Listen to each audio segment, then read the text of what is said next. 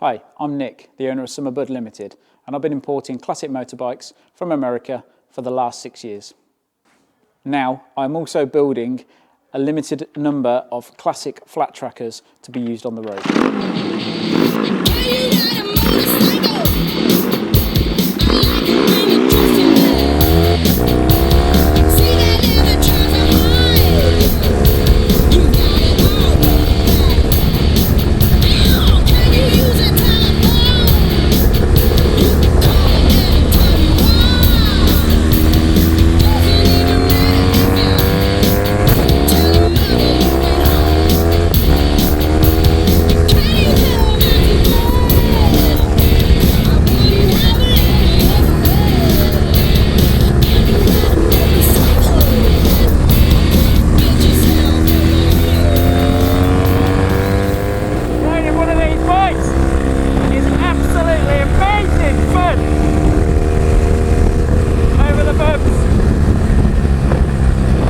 What motorcycling should be like.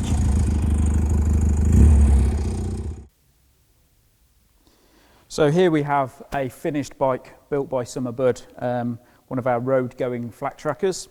When I wanted to build one of these and started to look around, I found that there wasn't actually many bikes that looked like proper flat trackers that you could buy. A lot of people will take the front mudguard off them, put a different seat unit and call it a flat tracker. To me, that isn't really the correct look. I wanted to base this bike on a 70s flat tracker, something that you look like you could go and race but ride it on the road. So people do say to me, I'd really like to have one for the road. Well, they are for the road. They come with a V5, road registered, but like I say, if you chose to race it, you could. So when I started the build, I knew that it was very important to have the number board on the front instead of a big headlight. But again, that created quite a few issues trying to get some sort of headlight in, keep this all kind of compact and close with the number board. So it has 12-volt lights. I wouldn't say probably the best for riding around at midnight, but dusk would be okay. It has aluminium flanged rims with stainless steel spokes, front and rear. I then also noticed when I wanted to build it, you know, a flat tracker bike has a particular look, quite low, quite level, lines flow. So I did some work on the front forks and reduced the length of the front forks to bring the front down. I then on the rear used longer shock absorbers to bring the back up, again to have that line of the bike. I had these fuel tanks made for us because again I couldn't find one that had the particular look. They're not the biggest of tanks, but to do probably 60 or 70 miles on a tank full is more than enough. Again, along with the seat units, the lines follow, very important to keep that particular look. I then have a stainless steel 2-into-1 pipe with a short can on the back, gives a really nice sound to the bike. Then fit 34mm Mikuni carburetors, genuine Mikuni carburetors with a nice little air filters. Again, give good extra power and performance, so they're very good. I then use a different ignition system on the bike. I get rid of all the original components and run an ignition where you don't use a battery. So there's no electric start, it is kickstart only, but it saves some weight, and the actual ignitions do have different settings to do different things with the mapping of the ignition. Street legal flat track tyres. You'll probably notice on all of the bikes they are all numbered, and each number means something to me. So it's a particular date or a number that is important to Summerbud. That's why they all have different numbers on them. So the reason why I use an XS650 was because in the 70s these were actually used by Kenny Roberts on the proper AMA flat track series in America. Although Kenny's engines obviously were upgraded quite a lot with different cams, different cylinder heads, 750mm pistons. These are still 650. Very good, very nice looking engine. People say these are a Japanese-British engine because they do look very similar to the BSA's Triumphs of their time. But these are more reliable and don't leak oil like the British ones did. So I can assure you, if you buy one of the bikes from Summerbud, you will get looks wherever you go. I've been riding my own one now around for nearly a year, and gets looks wherever it goes. People hear it coming. People always ask me, you know, things about it wherever they see it. So, but not only that, they are really good fun to ride. Riding around the country roads, I guarantee you'll have lots of fun on one of these flat trackers from Summerbud.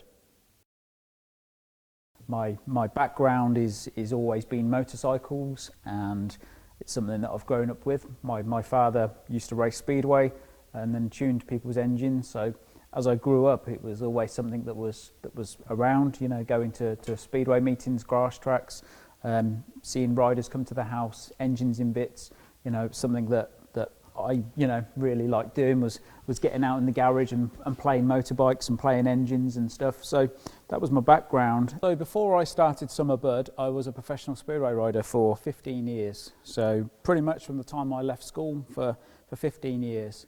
A year or two before I stopped racing speedway, I'd started the restoration part of Summerbud, and then obviously 6 years ago started the import business, and then obviously since building the flat trackers. But this is my last #1 speedway bike that I raced on, which I'm very happy that I kept hold of. It's nice to have it. These are obviously a 500cc single cylinder methanol run bike, and the idea kind of, I think, for the flat track thing was based around this really, because the USA's flat track is kind of speedway on a big scale, so building a flat tracker was the closest thing I could get to riding a speedway bike on the road. And then a year or two before I stopped racing speedway, I'd started restoring old motorcycles, 70s, mainly Yamahas and things like that, which was something I really enjoyed doing. And then I decided in 2015 to see if I could import some bikes from America. America being such a big country, they have so much more stuff than us. The weather and the climate is better, makes the bikes last longer, the chrome work. So I decided that I could see if I could bring some bikes in from America to sell and to restore myself. So I managed to find a contact in America.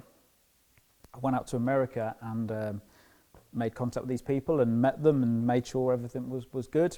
So at the end of 2015, I started bringing in shipping containers, 40-foot shipping containers with around 60 motorcycles in each time. And the plan was really to restore some and sell them, but I kind of didn't have a great deal of room, so they were basically being brought in and sold as projects.